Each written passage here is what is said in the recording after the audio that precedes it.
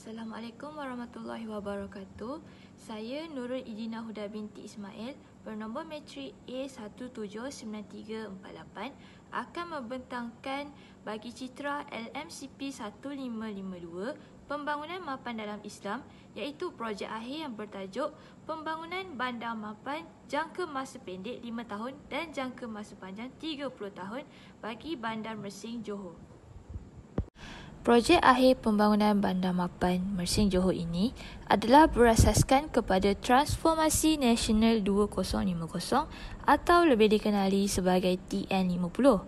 Transformasi Nasional 2050 atau TN50 merupakan satu inisiatif pembangunan negara yang merangkumi tahun 2020 hingga 2050. Inisiatif ini akan dipacu oleh matlamat dan sasaran yang jelas selama 30 tahun yang akan dibangunkan melalui proses perundingan dalam fasa persediaan dari tahun 2017 hingga 2019. Transformasi nasional ini juga adalah berdasarkan kepada wawasan 2020. Terdapat 7 teras bagi TN50. Yang pertamanya, nilai murni, iaitu sebuah masyarakat yang bersemangat, terbuka dan inklusif. Yang keduanya, urus tadbir, iaitu sebuah model pentadbiran awam yang efektif dan seimbang. Yang ketiga, persekitaran, sebuah persekitaran yang selamat, lestari, efisien dan menyediakan kehidupan yang sihat.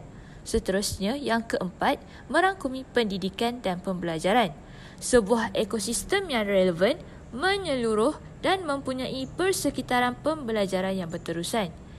Yang kelima ialah pekerjaan, iaitu sebuah ekonomi yang kompetitif dan maju yang dipacu oleh sumber tenaga kerja yang berdaya tinggi.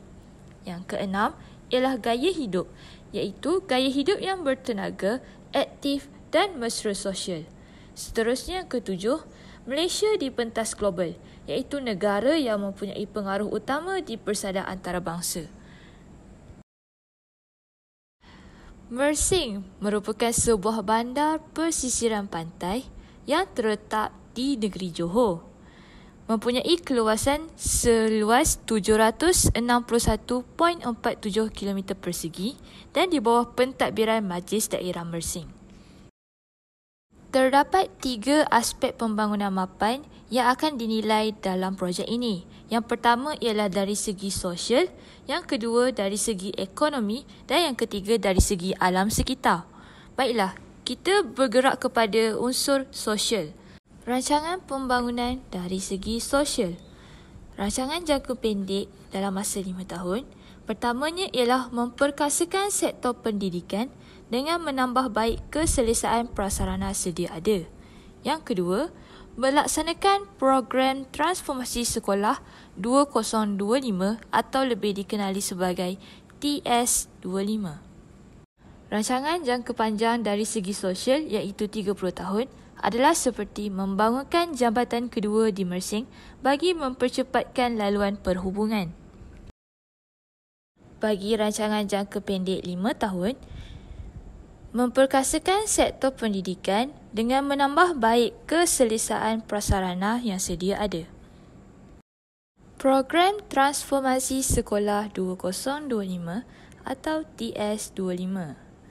Kejayaan pelajar bersifat holistik merentasi akademik, kurikulum, ko-kurikulum dan pentaksiran psikometrik, penguasaan sains, teknologi, kejuruteraan dan matematik ataupun dikenali sebagai STEM di sekolah juga akan dipertingkatkan.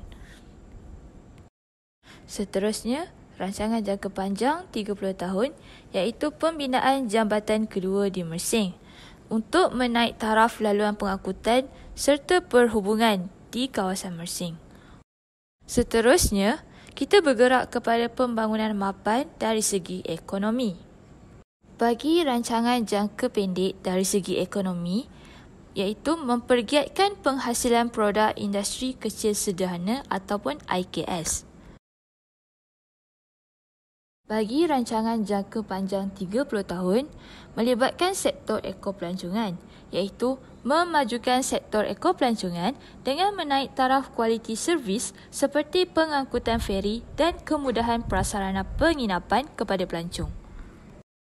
Akhir sekali dari segi ekonomi, rancangan jangka panjang ialah mempergiatkan produk agrikultur dengan mengusahakan tanaman berasaskan organik.